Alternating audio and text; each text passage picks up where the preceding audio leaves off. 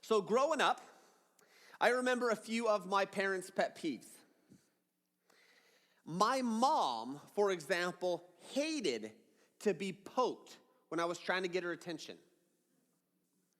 I think I picked that up because when my kids poke me, it's like this deep feeling of, I can't quite describe it because you don't realize you're being poked until you're like, what's touching me? What's doing it? It's one of my pet peeves that drove my mom nuts. My mom was a very sweet lady until you did this. Mom, hey mom, mama, mom, hey. She just didn't like it. I don't know why. And so Petra does the same thing to me right now. Just thinking about it. And you probably have your pet peeves. Some people have a pet peeve with flossing in public. I think it's Eric Mugi. I think so. Yeah, see what I'm saying? See, exactly. We all have these things that drive us nuts. And oftentimes we stumble upon them on accident, like I have done. Now, if we're really honest, though, most of our pet peeves, if we're really, really honest, aren't that big of a deal. They are a big deal to us, but they're really not a big deal, okay? It's just like, yeah, we get it. And so that's why we call them pets, okay? Little pet peeves. They're small, but they drive us nuts, and we all have them, and they're all different. But God's peeves are not pet issues. See, when you have a peeve to a holy, omnipotent God, small issues are actually pretty big issues. Because the issues he has decided to make big issues, or issues in general, are big issues. And a peeve to God, let's just say it, is sin. It is an affront to his character, to his person. It is what Proverbs calls an abomination. Now, an abomination is a very powerful way of saying hate. This is a thing of hatred. You know, like how I hate being poked and it sort of like builds up inside of it and you're like, stop it. Stop doing it. Stop touching me. See, this isn't a I hate that football team kind of pet peeve, okay? This isn't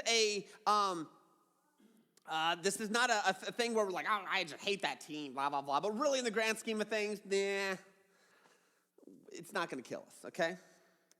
See, when it comes to abominations and hatred and this level of deep hatred that comes out, this would be similar to the African American population in the South talking about the KKK.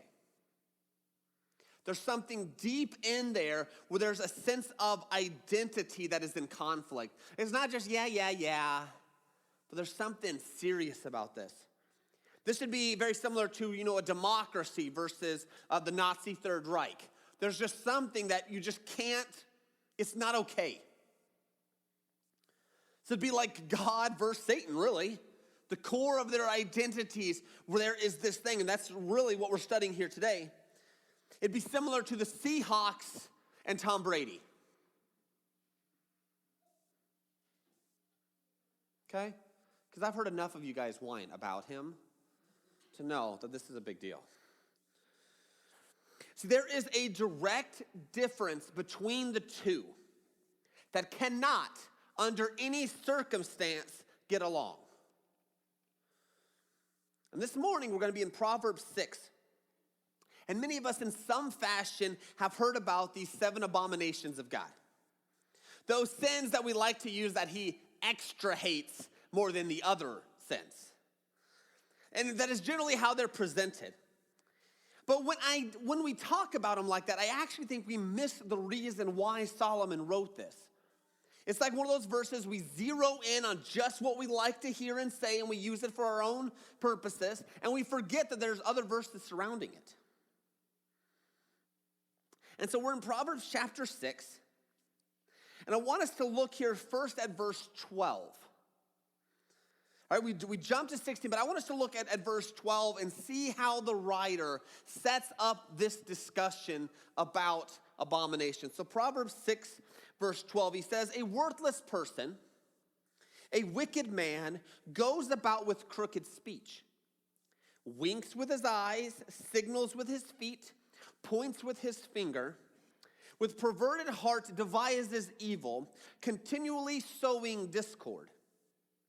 Therefore, calamity will come upon him suddenly. In a moment, he will be broken beyond healing. Now, as we remember, Solomon is a king. He is writing to his child, which for all purposes will be the future king. As we've discussed in other weeks, generally with Proverbs, we approach it from the standpoint of an upper class father writing to his son, and it was used for future generations and future leaders of the nation of Israel. So not only is there very practical wisdom, there's very spiritual wisdom, and there's truth tied in all together, as Solomon is trying to invest and get his son to consider people that are coming up. And so here in verse 12, he begins talking about this individual that he defines as worthless. The word here is actually one that you'll have heard at other times, especially if you've read the New Testament, Belial. This idea of worthlessness, this name became, this word became known for Satan later on. A worthless individual. And he describes them. He says, not only is this individual worthless, you guys see how he described it? The very next word is a wicked person. So this worthless person, this person of Belial, this Belial person is a wicked person. And he says 6 things here. So he says first, he says a wicked person, this person goes about with crooked speech. That means a speech that does not communicate exactly what he means, but actually sort of swoops around and he can't quite tell what it means or what it's saying. It's crooked. Verse 13, he winks with his eye. Now, us in America, when we think of winking, we think of a guy or a girl trying to get attention of another person. It's not what's going on here, okay? Not that. But this is what's fun. I checked out quite a few commentaries. We don't exactly know what these mean. But I was sort of thinking, I'm like, okay, so this worthless person who we'll see in a sec what he does, but you know how you can communicate a lot with your eyes?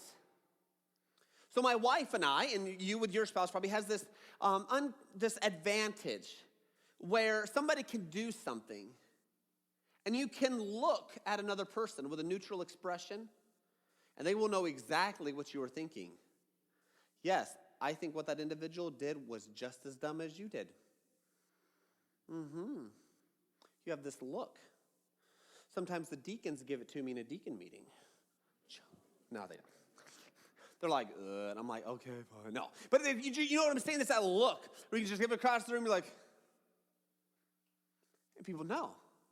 So this person is communicating behind the scenes. This person is because they're not going to give you that look when you're staring straight at them, are you? That'd be awkward. Why are you looking over there for? No reason. Seriously, why are you looking over there? Because I'm in my eye. No, you don't do it. You wait till they turn around or they're not paying attention. You're just like, and everyone's like, oh yeah, I know. That's what happens. And so it's this movement with the eyes that's subtle behind the scenes where they're not paying attention to it. So this guy, this wicked man, he goes about with crooked speech. He communicates with his eyes this idea of being secret. He points with his feet. No idea what this means. Don't know what it means, okay? No idea. But I think the idea is he's leading people along. So many people believe, okay, if he's leading and guiding people with his feet, that means not only is he being secretive behind the scenes, but he's also leading people in the path of a different way. So this guy is secret, and why I say that is what happens here later, okay?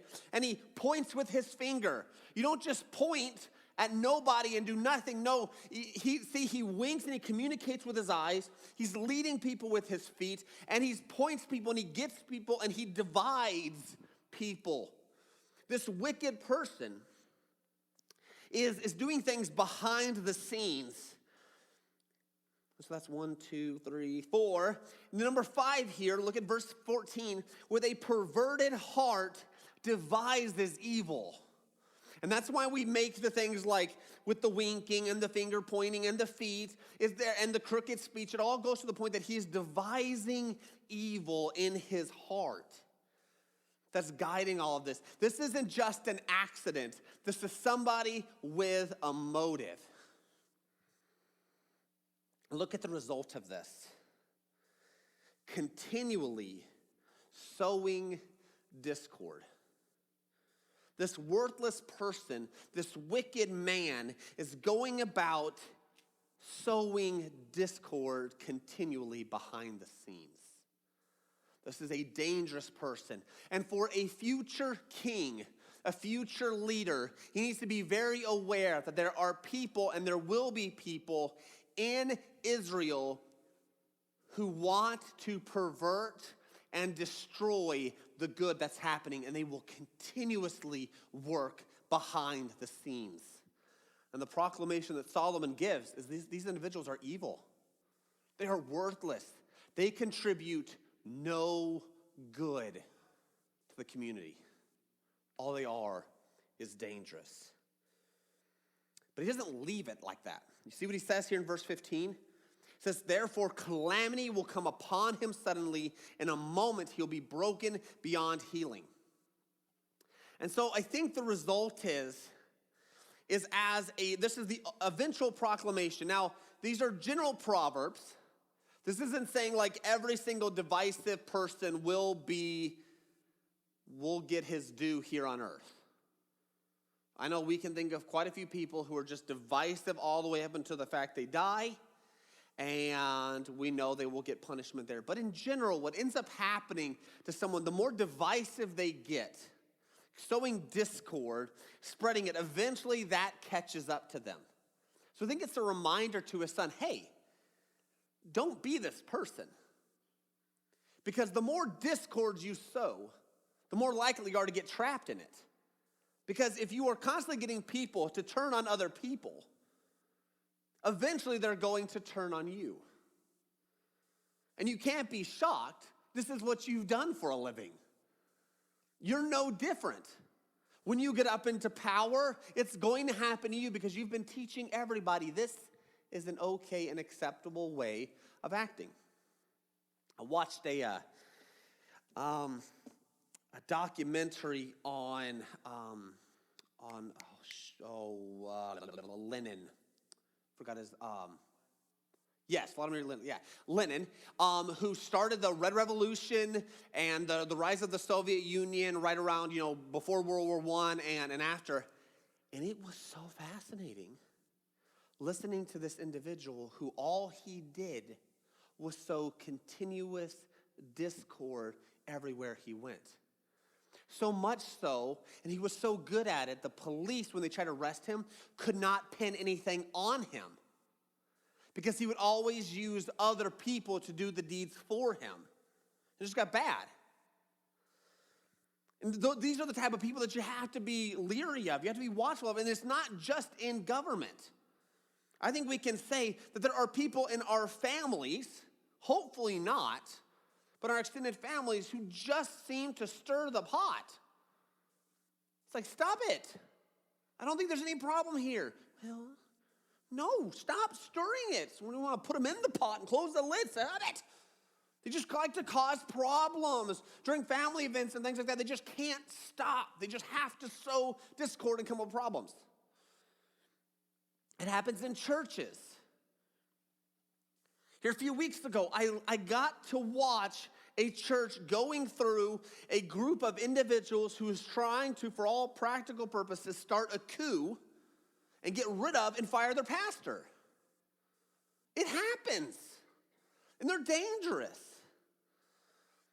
These people are everywhere, and we have to be on alert. And he's telling them, hey, these people, let's just be honest here. They are dangerous. They are wicked. They are worthless. This is their tactics. They're leading and guiding with their eyes and their hands and their feet. They're secretive. They work in the background. Their speech is crooked. It's almost like some of the only ways you can catch these people is by what they say. Because they're smart enough where they're not doing it where you can see, but you can hear them.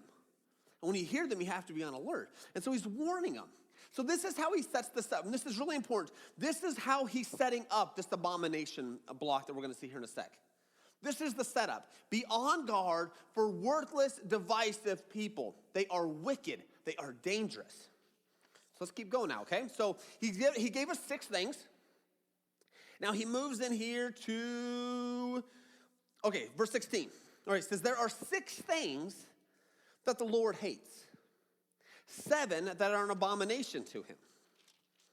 Haughty eyes, a lying tongue, and hands that shed innocent blood. A heart that devises wicked plans, feet that make haste to run to evil. I'm going to take care of Scott's picture. That was all nice, but we don't want people think that we're talking about him. A false witness who breathes out lies, and one who sows discord among the brethren, or among the brothers. So you guys, did you sort of see some of the comparisons here? Now why this part is challenging, I didn't realize these portion of verses were actually as challenging as it did until you really start getting to study them. One of them is this idea that God hates 6 things, but 7 are an abomination.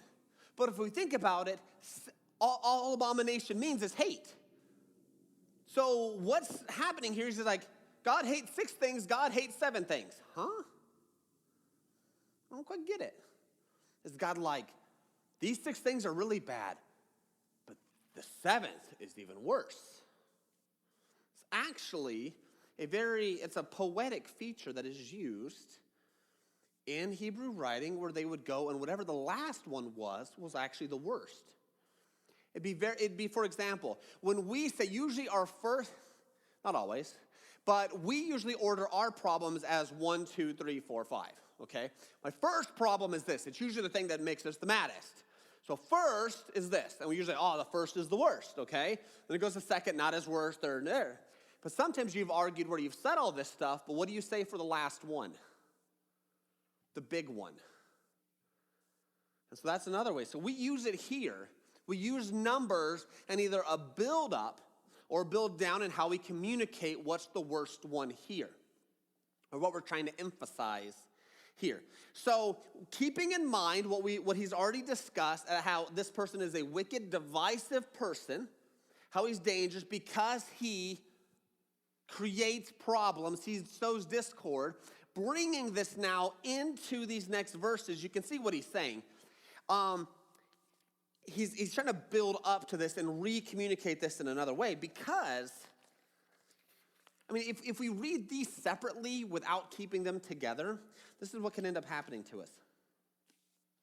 See, a haughty eyes, okay, that means prideful eyes. Well, we talked about eyes before. You guys remember that? Okay, the eyes. Haughty eyes are bad, okay? A lying tongue is also bad. And what's funny is if you want to look right now, if you want to, in Proverbs 11:20, the writer, Solomon, also says that lying lips are an abomination. So I don't think he's saying the last one is worse than the others. Because he calls in other places in the Bible, he calls some of these other sins he brings out as abominations. Haughty eyes is pride. He mentions that as being wrong numerous times throughout it. So this isn't a ranking system that God is saying, these 6 are bad, but the 7th is the worst one of all. Don't think it's working like that.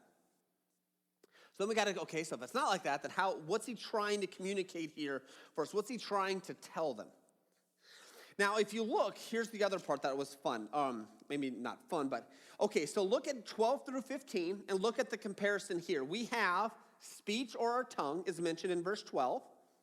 Eyes, feet, fingers, heart. You guys notice the body parts there? Okay? Eyes and ears and mouth. I mean, it's pretty much you can start singing, okay? So that's it. Now, look at here at verse 16, or verses 17 through 19. Eyes, tongue, hands, fingers, okay? A heart, feet. And what's the result? Oh, and breathes out lies. And the result is the same on both of those. You see at the end of verse 19? a false witness who breathes out lies, and one who sows discord among brothers. Do you see how both passages are connected? We can't just take 16 through 19 and forget what he's talking about in verses 12 through 15. This is one group together. So I think because of how he's built it up in 12 through 15 with this emphasis on this individual who sows discord, I believe that is what is going on through 16 through 19. It is not like these other sins are any less.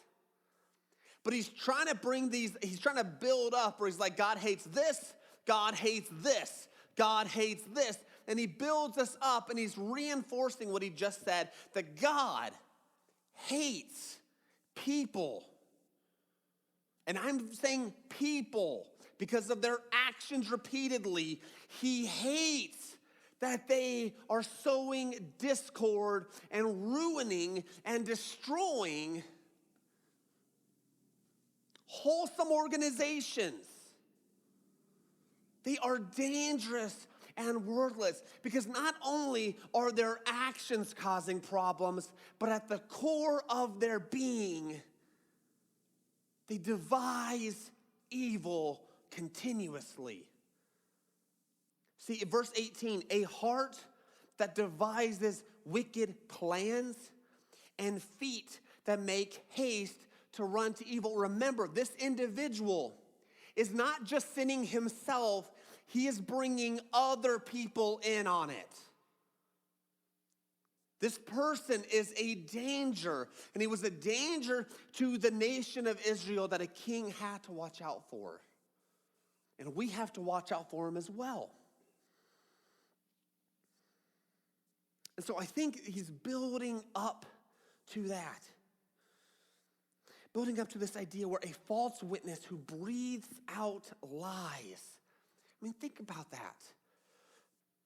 It means every breath, you can't trust it. Because their speech has gotten so crooked, you're like, I don't know what this person is saying is true anymore. It is just so common to them as breathing. And the danger of one who sows discord among brothers. And you just get that idea with the word brothers. Brothers are supposed to be inseparable. It's just sort of how it goes. Now, it doesn't mean they're perfect. But I know my brother and I, when we grew up together, there was only one person who could ever pick on my brother. And it was me. Anybody else who tried to pick on my brother would find me all over them in a heartbeat. And it happened one time. That's it. Thank the Lord. One time where I had to say, back off. This isn't okay. And it helped that I had, friends with me too. It was just great. But the idea is, hey, I'm the only one who can pick on him. It's my birthright. As the eldest son, I will pick on him. And so we created this thing where, hey, and we still have it. You guys have known the testimony of my brother who pretty much tanked his life in the most epic and in crazy way possible. But he has come out of it now where he graduates next year from the University of Auburn, War Eagle, eat that Paxton. And so it's going to be awesome, okay? But he's come out of it. But brothers stick together. Even in all of that mess, we stuck together. But there's still that danger of someone trying to sow discord among our bond. And it's just like what's going on here. For the brethren, he's talking about the nation of Israel. They had a common goal and a common purpose, and they were called out by God to serve him in the nation of Israel. And there were people there who trying to disrupt and endanger that, and they were a problem. They tried to split that up. You can bring that here to the church. There are people that come in and they try to be divisive and split and divide. And we have to be on guard for that because it's dangerous. It's not like it stops. It's still going on. See, discord is the result of sin, and it's evil coming out from the heart where the individual has to feel like they have to disrupt and destroy.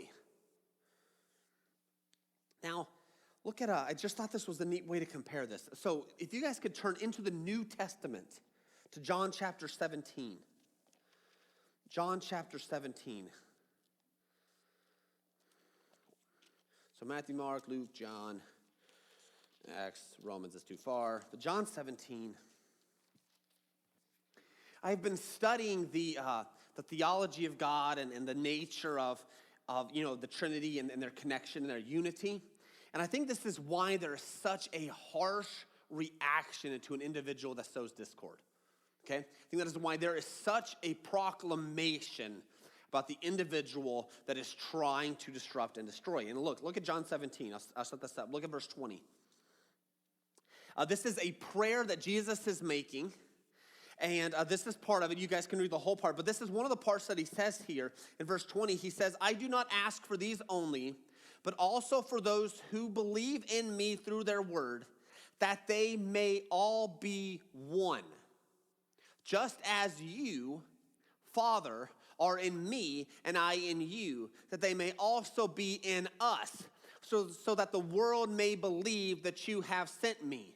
What is one of the proofs that people are following Jesus? It's their oneness. As they draw near and they're one in Jesus and one in the Father, how do you think that is? If we are inside, we are one with them, and then we have someone come up and trying to divide and destroy that. How do you think the Father is going to take someone who's trying to divide, who's one with him? How would you guys like it if someone was trying to separate you from the inside out? You wouldn't like it. You'd fight back at it. And that is why I think there's just this huge reaction to it. It's because the Father and Jesus are one, and we are one in him, and now something's trying to divide that. And Jesus is like, No. This isn't how it works. He keeps going in verse 22. He says that the glory that you have given me, I have given to them, that they may be one, even as we are one.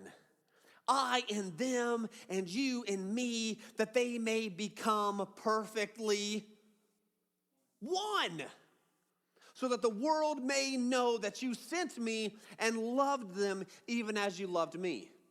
That is the proof that Jesus is praying and asking for oneness. And now we can see why there's this danger, because all God wanted with the nation of Israel was they to be one with him. That they be a family, that they be together. And then here comes somebody who tries to divide and ruin that. No, because God is one. And I think it's really important for us as a church. We're one. We're going to have our problems. I know I drive you guys nuts sometimes. I'm sorry. I'm not sorry. But I am sorry sometimes. But I'm not other times. But that's me. And the same thing with you. You guys drive each other nuts, and you drive me nuts. It happens. But you know what? We're a family. We're supposed to be one, because as we are one in the midst of all of our differences, it screams something different. Now, this is what I think makes the church so beautiful. I think a church that's trying to, do it right is you have people from multiple economic statuses coming together with there's no reason for us to come on a Sunday morning and sit together. You know that? There's really not. Besides Jesus, there's very little reason for us to hang out together. Come on, let's be honest. What's the one thing that's drawing us together? Jesus. That's what's drawing us together, and that's the point. And when we're drawing together to that, the last thing we need is someone to come in and try to divide and get our attention off of Jesus, and now we're dealing with this and sowing discord continually. Because discord is division, and discord destroys the image of unity that Christians are supposed to be sharing, and that they, in the Old Testament, are supposed to be sharing with the Father. Our sin divided us from God initially. When God had created Adam and Eve, they were one and lived in perfect harmony. And then mankind, myself and with them, decided that we knew better than God, and we divided and pulled ourselves away. But the gospel, through Jesus, gives us all an opportunity and gives us something that transcends all discord and all disunity, and that's the person of Jesus and the salvation of sins. It's incredible, this idea of unity that is in Jesus. Now, I know most of you guys have seen in your journeys around and maybe your battles, have you ever seen a flower that has come up through the concrete? Never? Man, I fight them all the time. You guys, good luck to you, but if you look, you'll have this random weed that's just like, hello. You're like, how did you do that? That's concrete. And then we try to pull it up, and the root's like, because I've grabbed a hold of the concrete. Bring it, human. And you can't pull it out. So what do? You pour hot water on it. That's what my mom did. It was epic. Plant dies. But have you seen it? Because concrete is an incredible, very useful, very well-used modern, it's not a modern invention, but man, we've taken it to a whole other level. I mean, have you looked at cities? They're like concrete. Mixed with steel creates a building block of pretty much modern civilization. And it's one. It brings together, it can handle a lot of stress, a lot of pressure. It can handle, depending on how thick it is, it can handle explosions. It can handle people walking on, but it can't handle dandelions. And I think this pictures divisive people the best. Churches do really well handling problems straight on. Just like that, it can handle people riding their bikes, stomping, jumping on it, driving vehicles on it, no big deal. But the dandelion. And it's really sneaky. And then I was reading up on this, I was like, why do dandelions da-da-da-da? And so within concrete, there are very microscopic cracks that can form over time. And if you sow enough seeds in a bunch of places, eventually a seed is going to happen to land just right. Or just right underneath, depending on where it goes. And plants, they have to start off teeny weeny, but they will find the path of least resistance. And they work their way up through the crack. And boop! Suddenly it's a problem. And then if we're left over time, water gets in there, and then ice, and vice versa, and suddenly it gets bigger and bigger and bigger and bigger. And this is what divisive people do. They will find the path of least resistance in an organization, and they will tear it apart.